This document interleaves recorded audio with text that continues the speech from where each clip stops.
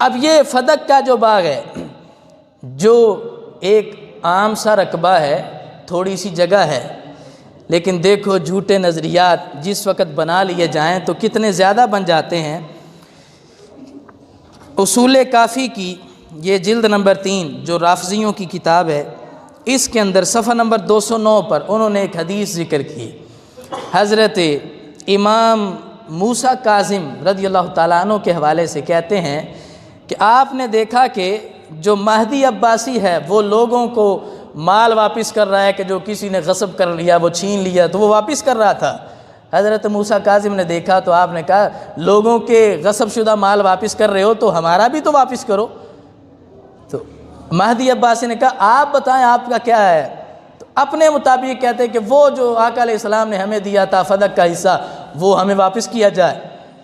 تو مہدی عباسی کہتا ہے فقال له المہدی یا ابا الحسن خدھا لی، باغ فدق کی جو حد ہے، جو رقبہ ہے وہ کتنا ہے وہ مجھے بیان کرو، میں واپس کر دوں گا۔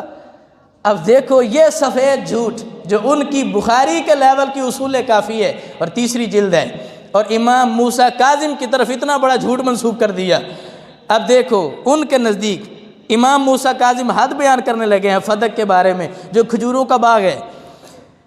انہوں نے کہا کہ فقال حد منہا جبل احد وحد منہا عریش مصر، کا ایک حد، ایک لائن وہ جبل احد کا پہاڑ وہاں سے شروع ہوتی ہے، دوسری منہا عریش مصر، دوسری لائن وہ مصر کے عریش تک جاتی ہے، وحد منہا سیف البحر، اور تیسری وہ سمندر تک جاتی ہے، وحد منہا دولت الجندل، اور تیسری جو دومت الجندل تک جاتی ہے۔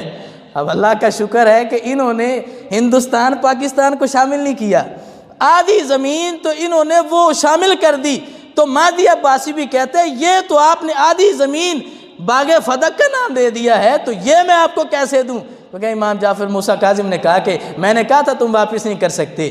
تو وہ فدق کا ایک عام بات، اس کو اتنا لمبا جھوٹ بنا کر پوری زمین پر فدق کا نام دے دیا۔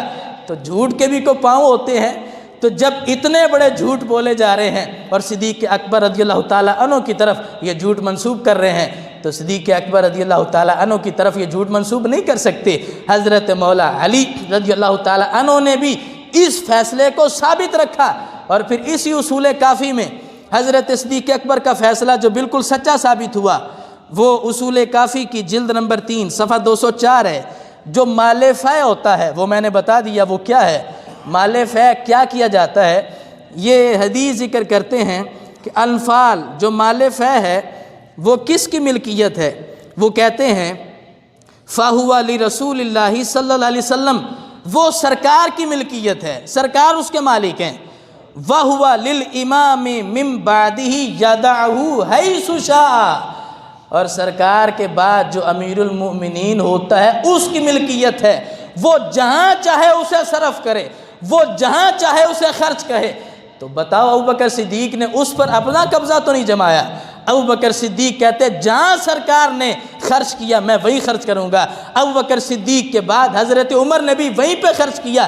تو تمہاری اپنی کتاب کہتی ہے کہ امام جہاں چاہے خرچ کرے، کسی کی ملکیت نہیں بنتا، تو تمہارے مطابق ابوبکر صدیق کو وہ باغ نہیں دینا چاہیے تھا۔ تو جب تمہاری کتاب یہ کہہ رہی ہے تو پھر کس بات کا وویلا ہے، کس بات کا رونا ہے؟ حضرت صدیق اکبر نے وہی کام کیا جو تم کہہ رہے ہو، یدعہو حیث شاء، جیسے چاہیں جہاں چاہیں اسے خرچ کریں۔ صدیق اکبر نے اسی پر خرچ کیا، حضرت عمر نے بھی وہیں پر خرچ کیا، حضرت عثمان غنی نے بھی وہیں پر خرچ کیا، اور مولا علی رضی اللہ تعالیٰ عنہ نے بھی وہیں پہ ذکر کیا اور وہیں پہ خرچ کیا۔